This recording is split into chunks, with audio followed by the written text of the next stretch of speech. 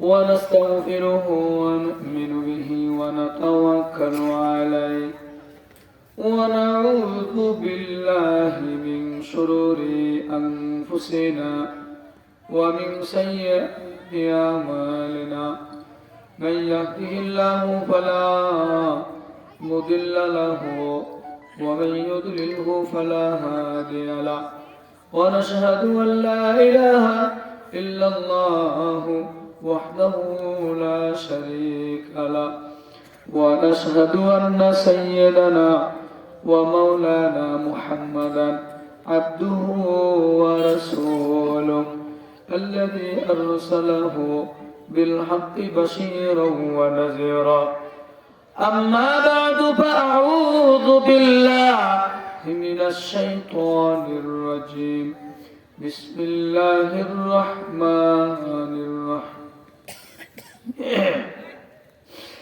يا أيها الذين آمنوا توبوا إلى الله توبة نصوحا وقال تعالى يوم يفر المرء من أخيه وأمه وأبيه وصاحبته وبنيه صدق الله العظيم وصدق رسوله النبي الكريم شكرا للدرسول الكريم اللهم صل على سيدنا نبينا وشفيعنا وحبيبنا ومولانا محمد صلى الله عليه وعلى آله وصحبه وبارك وسلم আলহামদুলিল্লাহ দারুত তাকওয়া কর্তৃক আয়োজিত দারুত তাকওয়া মহিলা মাদ্রাসা কর্তৃক আয়োজিত প্রথম বাৎসরিক ওয়াজ মাহফিল সম্মুখপানে বসে আছেন দিনদার ইমানদার পরহেজগার মুসলমান ভাইয়েরা পিতৃ সমতুল্য মুরব্বী আব্বাজানেরা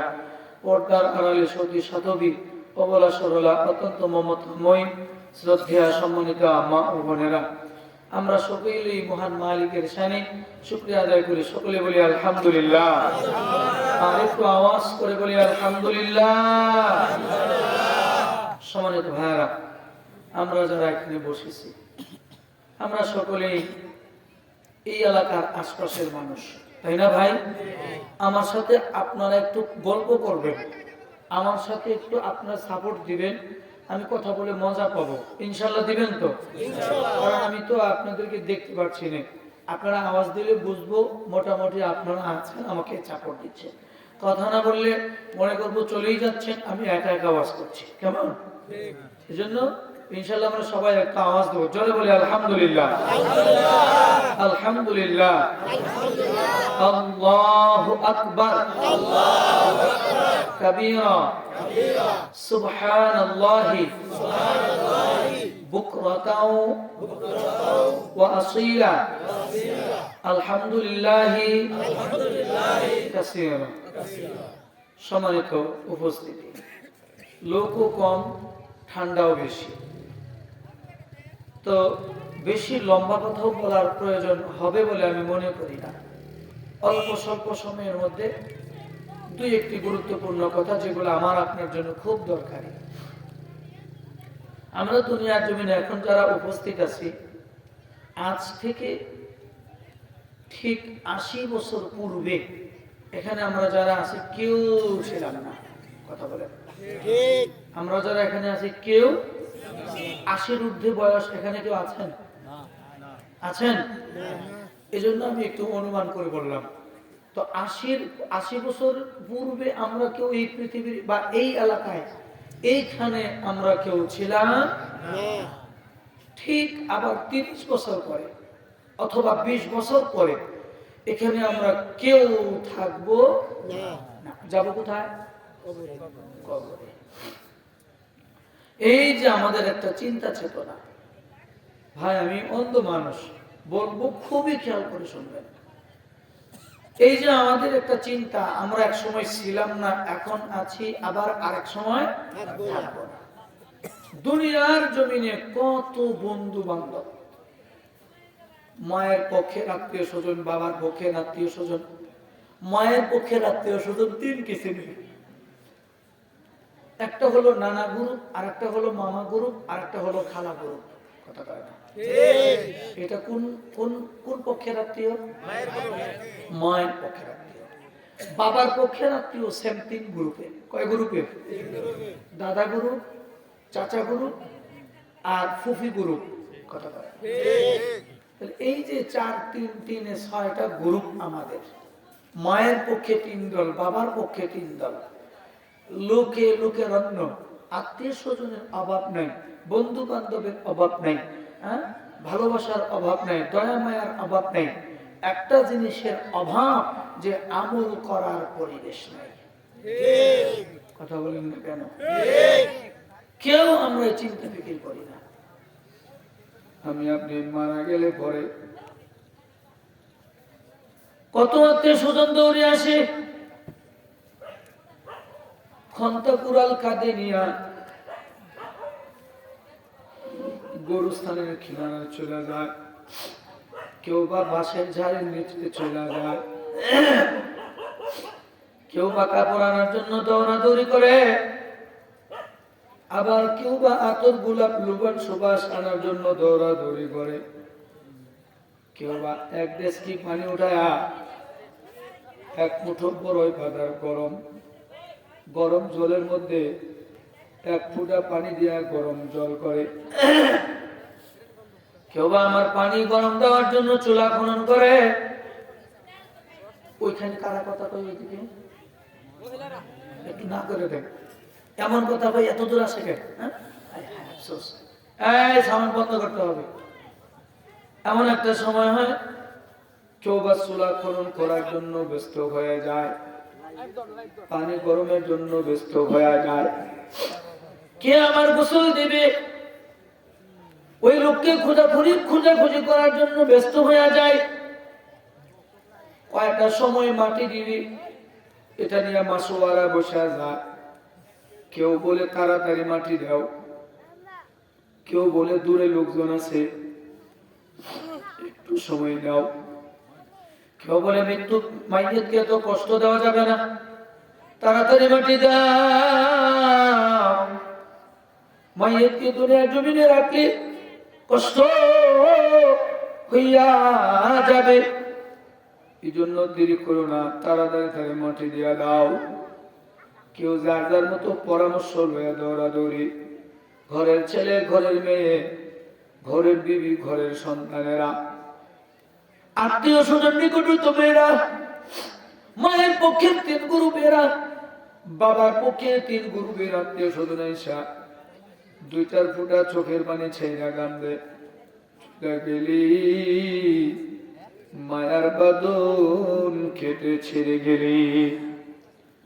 আত্মীয় স্বজন এসে 2-4 ফোঁটা পানি ফেলে কান্দে আর বলে, মায়ের পক্ষের আত্মীয় লোকেরা বলে বাইক নিয়ে ভালো ছিল, নানা গুপু গুরুবেরা বলে নাকি আমার খুব চমৎকার ছিল, খালা গুরুবের আত্মীয়রা বলে বাবা এত ভালো ছিল, আমাকে দেখলে পরে জিজ্ঞাসাবাদ করতো, খোঁজ খবর নিত।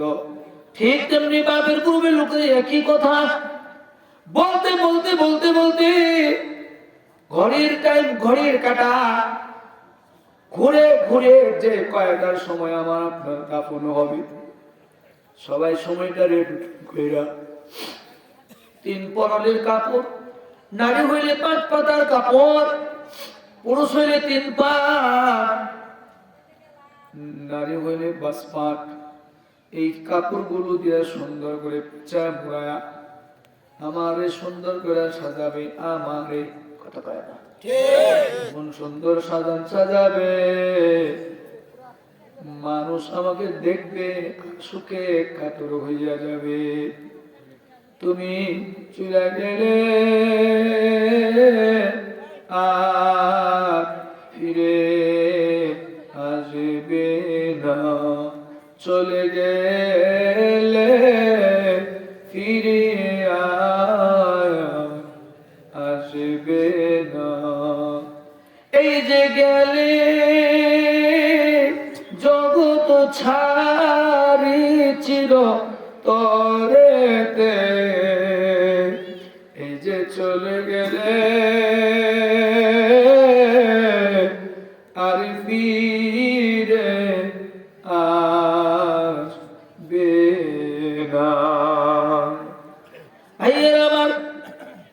দারুত তাকওয়া মাদ্রাসায় পড়তে আয়োজিত ওয়াজ মাহফিলের সম্মানিত মুসল্লিয়ানে কেরাম, সম্মানিত মুরব্বী আব্বা জানেরা গো, বুঝেন দুনিয়ার জমিনে আইলাম, আসার সময় কেউ সঙ্গে আইলো না, আবার দুনিয়ার জমিন থেকে চলে যাব। এখান থেকেও কেউ সঙ্গে যাইব না। আমার মরণের খাটিয়া নেওয়ার জন্য সবাই পাগল হয়ে যাইব, কবর পর্যন্ত নিয়ে যাইব। কবরে যাওয়ার পরে ওইখানে কাছে যাওয়ার পরে কবরের নাম আর মানুষ তালাশ করুন লাগে, কে নামবা কবরে, কে নামবা। সহজে কেউ নামতে চায় না।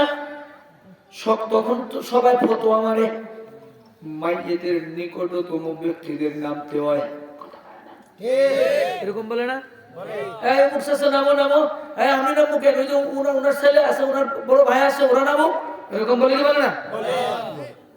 শুধু মাইয়েতকে কবরে নামাবে, এই জায়গা থেকে ঠেলাঠেলি শুরু, এই জায়গা থেকে ঠেলাঠেলি শুরু হয়ে গেছে। দুনিয়ার জমিনে আপনার বন্ধু বান্ধবের অভাব নেই, কিন্তু আপনি কবর থেকে আপনি একা হয়ে গেলেন। আপনি কবর থেকে কি হয়ে গেলেন? একা হয়ে গেলেন। আর কবর কেন? দুনিয়ার জমিনে কেউ যদি বিপদে পড়ে, বিপদে যে মানুষটা পড়লো, ওই মানুষের পাশে যেই লোকটা বিপদে পড়লো তার পাশেই তো কেউ যায় না। আপনাদের দক্ষিণ অঞ্চলের বরিশাল বিভাগের ভোলা জেলা, এই ভোলা জেলায় 1970 সালে বিশাল বড় মাপের একটা বন্যা হয়েছে।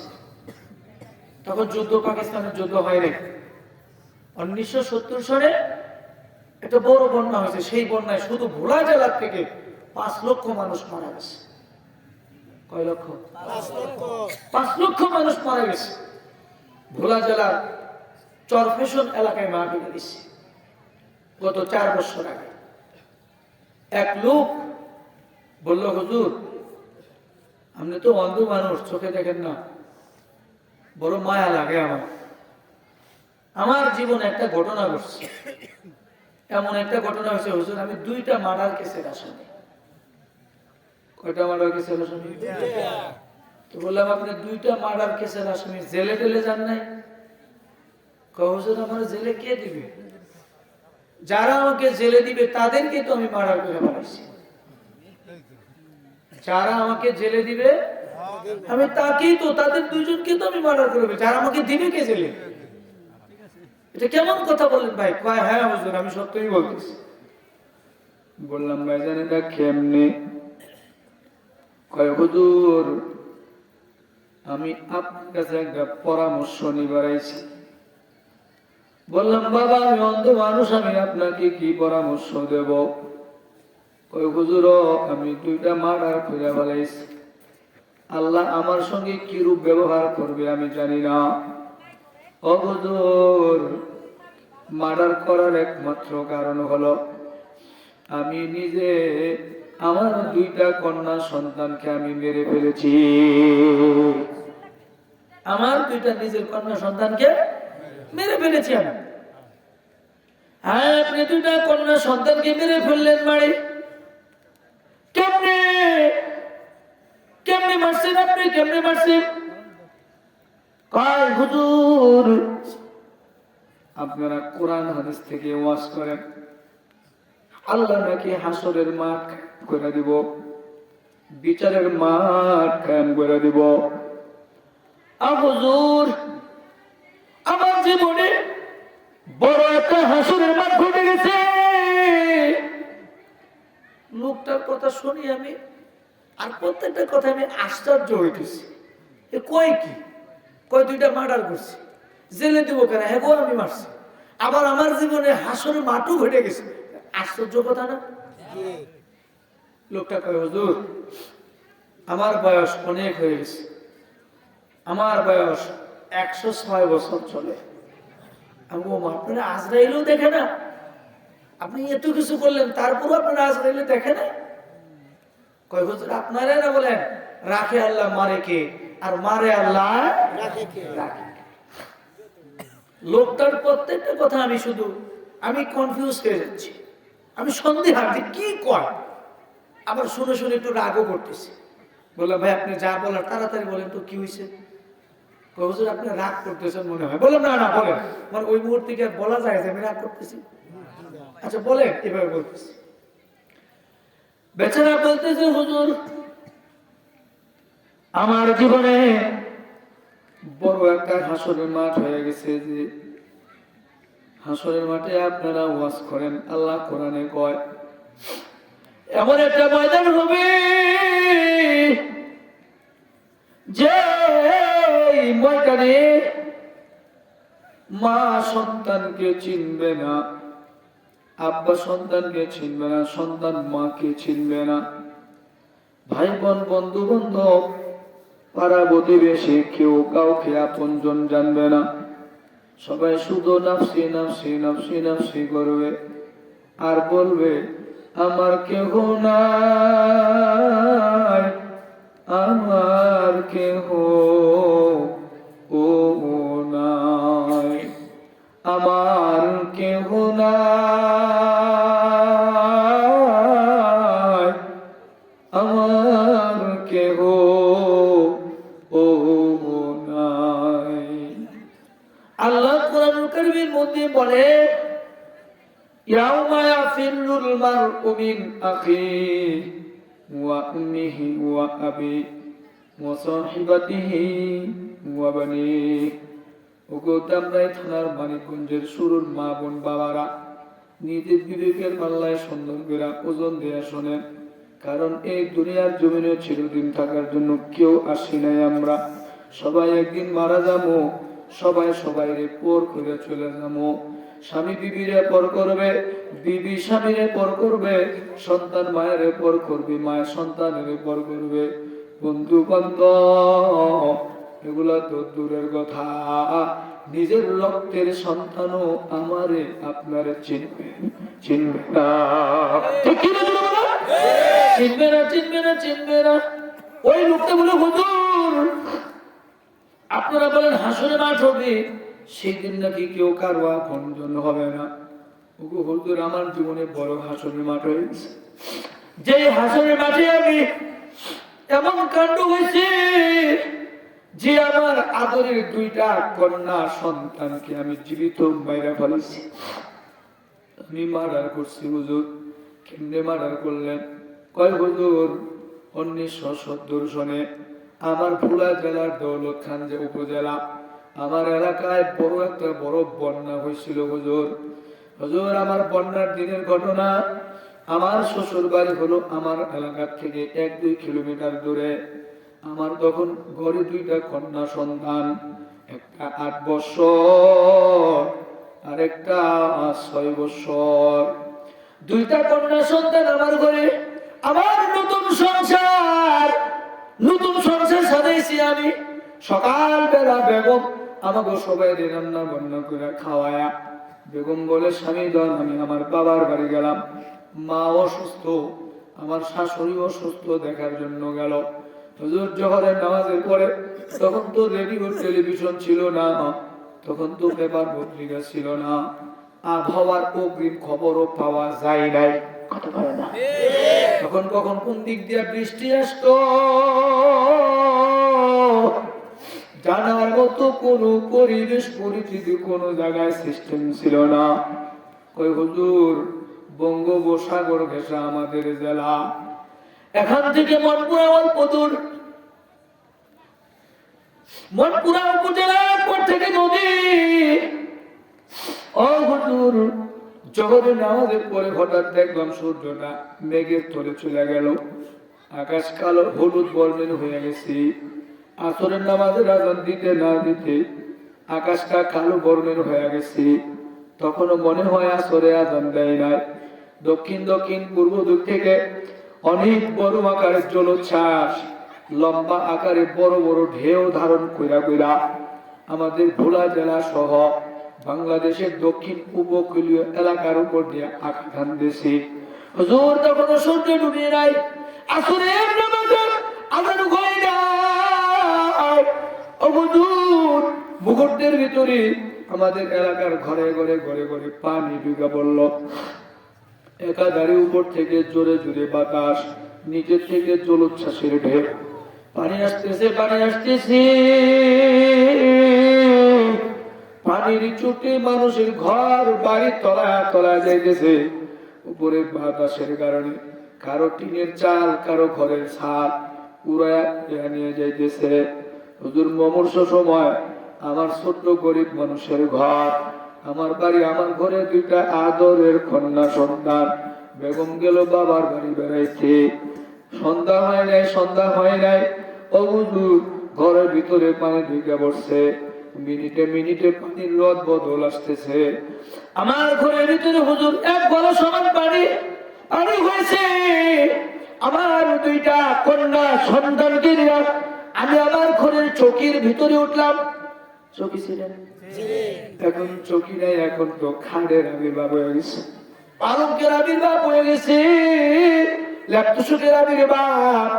আগে তো মানুষ ধারায় ছাটায় চোখের মধ্যে বিছায়, উপরে খাতা বিছায় ঘুমাইতো, কথা কয় না। তো কি হয়েছে হুজুর, মুহূর্তের ভিতরে চোখের ভিতরে আমি আমার সন্তানগুলোকে উপরে নিয়ে দাঁড় করে রাখছি। একটা করে ঢেউ আসে, এক দুই হাত করে পানি ঘরের মধ্যে বৃদ্ধি পায়। এমনি অবস্থায় হুজুর ঘরের দরওয়াজা লাথি মেরে ভেঙে আমি আমার দরওয়াজাগুলো ঘরের ধন্নার উপরে বিছায়া দেয়া সন্তানগুলোর উপরে নিয়ে গেলাম, সন্তানগুলোর উপরে বসাইয়া রাখলাম। ঘরের ফাঁকা জায়গাগুলো থেকে উকি দিয়ে দেখি কত মানুষ গাছের ডাল ধরে ঝুলা রয়েছে। উকি দিয়ে দেখি কত মানুষ মরে গেছে, মরা লাশ ঢেলে ঢেলে ভাসতে ভাসতে যাইতেছে। অগুনুর দোয়া করতেছি, দোয়া করতেছি, আল্লাহ বিল্লাহ করতেছি। আমার চোখের সামনে কত মানুষের লাশ ভেসে ভেসে যাইতেছে। নিজের জীবন বাঁচাবার জন্য তারা গাছের ডালের সঙ্গে ঝুলে রয়েছে। আমার মনে হয় মানুষগুলো সেই দিন বলতেছিল, ইয়া নাফসি ইয়া নাফসি। হুজুর, কঠিন সময় চলতেছে, গাছগুলো বাতাসে খেলতেছে, দুলতেছে, অনেক মানুষ গাছের ডাল ধরে ঝুলে রয়েছে। আওয়াজ খালি একটা, আল্লাহ আমারে বাঁচাও। আল্লাহু আকবার বলে, আমারে বাঁচাও, আমারে বাঁচাও। হুজুর পায়ের দৃশ্যগুলো তাকায় দেখতেছি, মুহূর্তের ভিতরে ঘরের ধন্নার উপরে পানি উঠে গেল। আল্লাহর বান্দা বলতেছে, হুজুর ঘরের ধন্নার উপরে পানি উঠে গেল। সন্তানগুলোরে আমার কান্দের মধ্যে চড়ায় উঠে নিলাম। দুই সন্তানদের দুইটা দুই কান্দে বসায়া বললাম, মাগো ছেড়ে দিস না, ছেড়ে দিলে মরে যাবে। এমন তো অবস্থায় হুজুর ধন্নার উপরে আমি সন্তানগুলো নিয়ে দাঁড়ায় রয়েছি। এমন তো অবস্থায় আমার নাক বরাবর পানি এসে গেছে। এমন পানি হয়েছে হুজুর, আমার নাক সমান পানি এসে গেছে। সন্তানগুলো আমার কান্দে, সন্তান দুইটা বারবার শুধু জিগায়, আব্বা জান আমাদের আম্মা কোথায়? কত মানুষ দেখছি ভাই দুনিয়ায়, মায়ের মতো আপন কেহ নাই রে নাই, মায়ের মতো আপন কেহ নাই রে নাই। কত মানুষ দেখছি ভাই দুনিয়ায়, মায়ের মতো আপন কেহ নাই রে নাই। এই ভাইয়ের আমার মেয়ে দুটো বলে, আম্মা আব্বা যান, আম্মা কোথায়, আমাদের আম্মা কোথায়? ছোট ছোট সন্তান হুজুর দুইটারে দুই কান্দে দাঁড় করে বসায় রাখছে, নাক বরাবর পানি হয়ে গেছে। চিন্তায় পেরেশান হয়ে গেলাম হুজুর। এখন দেখতেছি লম্বা লম্বা বঙ্গোপসাগর থেকে লম্বা লম্বা ঢেউ আসতেছে, ঢেউ আসতেছে, এমন বড় বড় ঢেউ আসতেছে যে হুজুর আমার চান্দি বরাবর পানি হয়েছে। তখন আমি আমার নিজের জীবন বাঁচাবার জন্য ব্যস্ত হয়ে গেলাম। সন্তান দুটোর বললাম, মা দে দে আমার ছেড়ে দে, দেখে তোরও মরবি আমিও মরবো। সন্তান দুইটা আমার গলা জড়ায় ধরা কয়, আব্বা জান মরতে দিলে সবাই মরবো, আব্বা তোমার গলা ছাড়তে আমরা রাজি নাই।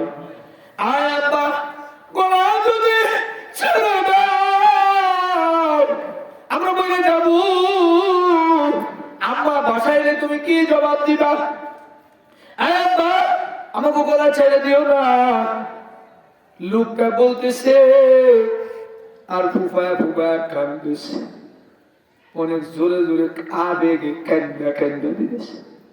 বললাম ভাইজান আপনি কাঁদতেছেন কেন, ঘটনা সুন্দর করে বলেন। কয় হুজুর কি বলবো আমি, আমি দুই খুনের আসামি, কি বলবো আমি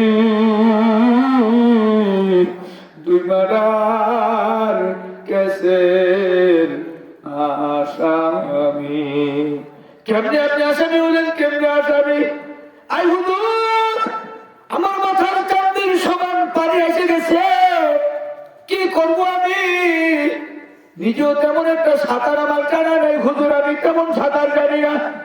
ঘরের মানুষগুলো, চারপাশের মানুষগুলো মরতেছে, গাছের ডাল ধরে চলে গেছে আমার কন্যা সন্তান দুটাকে ছেড়ে। আমি নিজে তো ঘর থেকে বের হইতেও পারি না, সন্তান গুলোকে কোথায় রেখে যাবো আমি? এই জন্য আমি আমার সন্তান গুলাকে বললাম, মা গো ছেড়ে দাও, আমাকে ছেড়ে দেবো গো মা। ছোট সন্তান বলে আব্বা আমাকে ছেড়ে দিও না। অবুঝুর আমার শব্দগুলো, আমার দুই কন্যার শব্দগুলো এখনো আমার কানের মধ্যে বাজতেছে। অবুঝুর সন্তান বড় সন্তানকে বললাম, মা গো আমারে ছেড়ে দে। 8 বছরের মেয়ে আমার, সন্তান আমাকে ছাড়ে না, গলা আরো সুন্দর করে আপটা দিয়ে দুইরা আমার জোর করে ধরেছে। মা গো আমাকে ছেড়ে দেব মা, আমিও মরবো তোমরাও মরবা। আমার ভাইরা দুনিয়ার জমিনে বিপদ দেখলে করে কেউ তো কাছে আসে না, হাসনের মাঠে কেউ যে কাউকে চিনবে না, ওই লোকের কাছ থেকে শুনে আমি বিশ্বাস করছি। আল্লাহু আকবার বলে। লোকটা বলে হুজুর বড় মেয়েটার হাতটারে আমি এরকম চটখানা মেরে আমি শক্তি কইরা আমি আমার বড় মেয়েটারে আমার চোখের সামনে আমি নিজে আমার বড় মেয়েটারে পানির মধ্যে ফালাইয়া দিছি। এমন ভাবে হুজুর আমি আমার বড় মেয়ে আমার বিয়ের প্রথম সন্তান, আমি আমার নিজেকে বাঁচানোর জন্য বড় মেয়েটার হাত টান দিয়ে ছিঁড়ে ফেলে ঝটকাটা মেরে কুলে ফেলে পানির মধ্যে ছেড়ে দিয়েছি। আমার বড় মেয়েটা আমাকে ডেকে ডেকে বলে, আব্বা তুমি নিজে বাঁচার জন্য আমাকে মারলা, আব্বা এর পরে কি জবাব দিবা তুমি? এই আব্বা আমারে মারতেছ, আমার আদরের ছোট বোনকে মারো না। আমার বড় মেয়েটা এমন করে কাঁদতে কাঁদতে কাঁদতে কাঁদতে নদীর থেকে বড় বড় ঢেউ আসতেছে, ঢেউয়ের মধ্যে আমার চোখের সামনে আমার বড় মেয়েটা কই যেন মইরা ভেসে গেল। আমার ছোট মেয়ে 6 বছরের সন্তান আমার একটা কথা কয় 10 বার আব্বা আব্বা বলে ডাকে। আমার ছোট মেয়ে বলে, আব্বা বড় আপু কোথায়, আপু কোথায় গেল? সে তো তেমনি তেমন একটু বুঝে না। বললাম, মা গো তোমার আবার দুনিয়ার জমিনে আর বেঁচে নাই। কি হয়েছে বা আমার আপা কোথায়? কয় আমি মারছি, তোমার আবারে নদীর পানির মধ্যে আমি ফেলে দিছি। আমি নিজে বাঁচার জন্য বড় মিটারে মারলাম। আরো ভয়ঙ্কর হয়ে গেল বৃষ্টির আওয়াজ, বাতাসের শক্তি বেড়ে গেছে, ঘর বাড়ি ছিন্ন ভিন্ন হয়ে গেছে। আমার ছোট মেয়েটাকে বললাম, মা তুইও আমাকে ছেড়ে দে, নিলে তুইও মরবি আমিও মরবো। হুজুর আমি দুইটা কন্যা সন্তানকে মেয়েরা আমি জীবিত আছি। কেমনে মারলাম? আমার ছোট কন্যা সন্তান আমারে ছাড়ে না, বলে আব্বা আমারে ছেড়ে দিও না, মা জননী থাকলে আমারে ছেড়ে দিত না। আব্বা আমারে ছেড়ে দিও না, আমি ছাড়লে আমি মরে যাব। আব্বা গো আমাকে ছেড়ে দিও না। হুজুর সেই দিন বুঝছি হাসরের মাঠ কারে কয়। হাসরের মাঠ হইলে মানুষ কেমন বিপদে পড়বে। দুনিয়ার জমিনে মাত্র 2 থেকে 3 ঘন্টার বন্যা, 2 দিনের তুফান, 2 দিনের ঘূর্ণিঝড়। আই হুজুর আমি আমার কন্যা সন্তান হাত ধরে টানতেছি, খুলতে পারি না, খুলতে পারি না। আমার সন্তান আমার ছাড়ি না। আমি নিজে বাবা হইয়া আমার সন্তানের হাতের মধ্যে কামড় মেরে দিচ্ছি। আমি নিজে আমার সন্তানের হাতের মধ্যে কামড় দেওয়ার সঙ্গে সঙ্গে আমার সন্তান একটা চিৎকার দিয়ে বলে, আব্বা এ আব্বা, মা এর কোনো কি জবাব দেবে তুমি? আমার ছোট মেয়েটাকেও আমি নিজের দুনিয়ার জমিনে আর কিছুদিন বেঁচে থাকার জন্য আমি আমার 2টা মেয়েটাকে মারলাম। হুজুর বন্যা ভালো হয়ে গেল, সন্তান হারাইলাম, বেগম হারাইলাম, আমি দুনিয়ার জমিনে রয়ে গেলাম।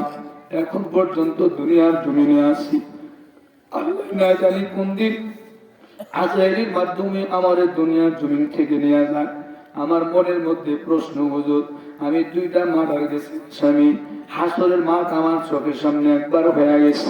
আমি নিশ্চিত দুনিয়ার জমিনে আমি বাবা হইয়া আমি যদি আমার নিজের কন্যা সন্তান দুটোরে মারতে পারে, এটাই যদি বাস্তবতা হয়, হাসরের মাঠ এর থেকেও নাকি বড় ভয়াবহ হবে। হুজুর আমি কি নিয়ে যাব? কি করছেন দুনিয়াতে বৈশা?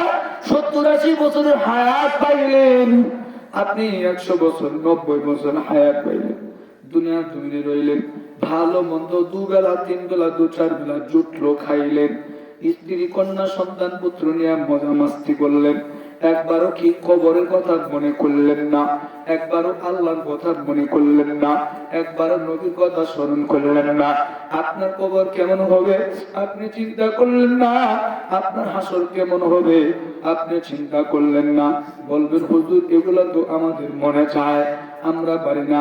এই আব্বা আমার আপনাদের মতো আমি কিন্তু আপনাদের এখানে অনেকের ছেলের বয়সের মতো 29-30 বছর বয়স চলতেছে, যৌবন আছে, মজা করতে মনে চায়, গান শুনতে মনে চায়, আড্ডা দিতে মনে চায়, অশ্লীল কাজে জড়িয়ে পড়তে মনে চায়। কেন জড়িয়ে পড়ি না?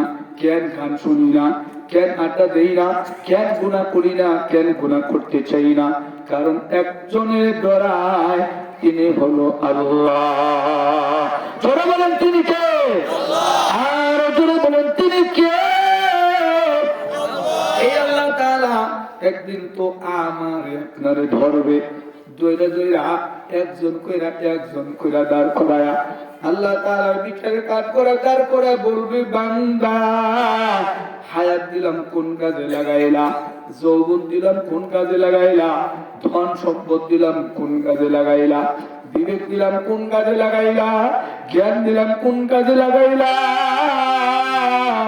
হায়াতের মতো দামি সম্পদ কোন কাজে ব্যয় করছো? তোমাকে ধন সম্পদ দিছিলাম খারাপ পথে ব্যয় করছো না মন্দ পথে ব্যয় করছো? যৌবন কাল দিছি, যৌবন কালটা কোন কাজে ব্যয় করলাম? ওরে আজকে মরলে কালকে দুই, আজকে মরলে কালকে দুই, গুনিয়া রাখিও সবে।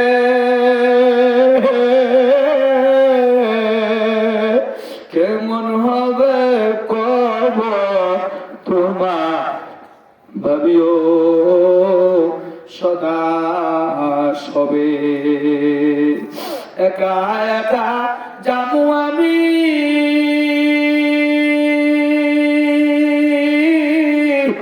আমার আপন বাড়ি আলো নাই রে বাতি নাই রে আলো নাই রে বাতি সাথী নাই রে সেথায় ওরে কেমন হবে কবর তোমার ভাবিও একবার সবে হেলায় হেলায় দিন কাটাইলি রে নিলে না খবর একা একা কেমনে থাকবা গো ওই যে আমার আপন ঘর ঠিক কিনা জোর আওয়াজ দিয়ে বলে নারে তাকবীর এই থামো এখানে শেষ এলাকার মানুষেরা এই থামো মানুষ ঢাকার উপর যে ঢাকাইয়া জেলার মানুষ মনে করছেন এই দুনিয়া জমিনে চিরদিন বেঁচে থাকবেন এটা কোনোদিন সম্ভব বলেন সম্ভব কিন্তু কে লিখে দুনিয়াতে এলেন কেন এলেন কেন চলে যাবেন মাঝখানে আল্লাহ তাআলা আপনার দুইটা জিনিস দিছে দুইটা ব্যাগ দান করছে এক ব্যাগের তলা আছে আর এক ব্যাগের তলা নাই যেই ব্যাগের তলা নাই ওই ব্যাগের নাম আবেগ যেই ব্যাগের তলা আছে ওই ব্যাগের নাম হলো বিবেক আবেগ শুধু কই এটা করতাম ওটা করতাম সেটা করতাম বিবেক কয় বান্দা থাম দুনিয়াতে চিরদিন থাকার জায়গা এই হলো ভাই দুনিয়া কেহ কারো আপন না আল্লাহ সারা আপন কাউরে পাইবা না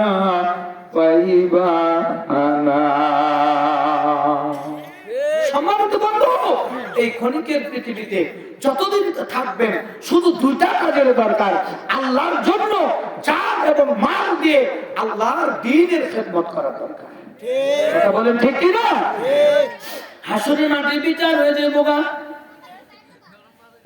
এই কথা দোয়া করে দেবো ভাই নাকি আর 10 মিনিট বলবো 10 মিনিট বলবো দুজিকের কোন লা ইলাহা ইল্লাল্লাহ লা ইলাহা ইল্লাল্লাহ লা ইলাহা ইল্লাল্লাহ মুহাম্মাদুর রাসূলুল্লাহ সকলে বলি সাল্লাল্লাহু আসলে আলোচনা করতে আমার কষ্ট হচ্ছে যে মাইকগুলো দিয়ে আপনারা মাহফিল সাজাইছেন এগুলো হালখাতা করে এগুলো মাইক দিয়ে কি করে হালখাতা করে আমরা তো বড় বড় মাঠে কথা বলি প্রতিদিন 2টা 3টা কথা বলি কালকে 3 জায়গায় ওয়াজ করেছি কালকে 3 জায়গায় কথা বলে যে কষ্ট না পাইতেছি আজকে এখানে বসে তার থেকে দ্বিগুণ কষ্ট পাইতেছি কারণ এটা বলার মতো মাইকে ওয়াজ করার মতো মাইক এটা না শক্তি দিয়ে কথা বলতে হইতেছে তারপরে যত দূর থেকে আসা কিছু কথা আপনাদেরকে শোনাইতেছি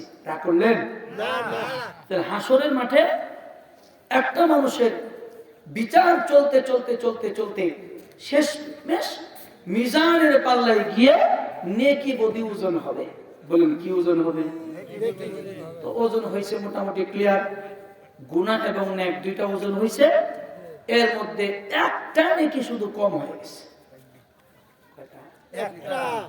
একটা নেকি কি হয়েছে মানে একটা নেকি যদি বেশি দেওয়া যায় তাহলে গুনার পাল্লা থেকে নেকের পাল্লাটা ভারী হবে অর্থাৎ তার গুনাহ আর নেকি হচ্ছে লেভেল গুনাহ আর নেকি তাহলে সমান সমান একটা বেশি না হলে তার জান্নাতে যাওয়ার কোনো কায়দা নাই আল্লাহর কাছে গেছে আল্লাহ আমার একটা নেকি হইলে আমি জান্নাতে যেতে পারি কয় দেখো তুমি কি নেকি জুটাইতে পারবা আনতে পারবা কয় হ্যাঁ পারবো যাও যাও মায়ের কাছে গেছে মা জননী গো 10 মাস 10 দিন তোমার পেটে রইলাম ও মা তোমার দুধ পান করলাম তোমার রক্তগুলো সাদা কইরা লাল রক্তগুলো সাদা কইরা আমারে তুমি দুধ পান করাইলা 2 বছর এরপরে তুমি আমার কইলজা, তুমি আমার কইলজা, আমি তোমার কইলজা। তুমি খাইলে আমি খাই, আমি খাইলে তুমি খাও। আমার জ্বর হইলে তোমার জ্বর হয় মা, আমার ঘুম না হইলে তোমার ঘুম হয়তো না মা। আজকে হাসরের মধ্যে বিপদগামী হয়ে গেছে।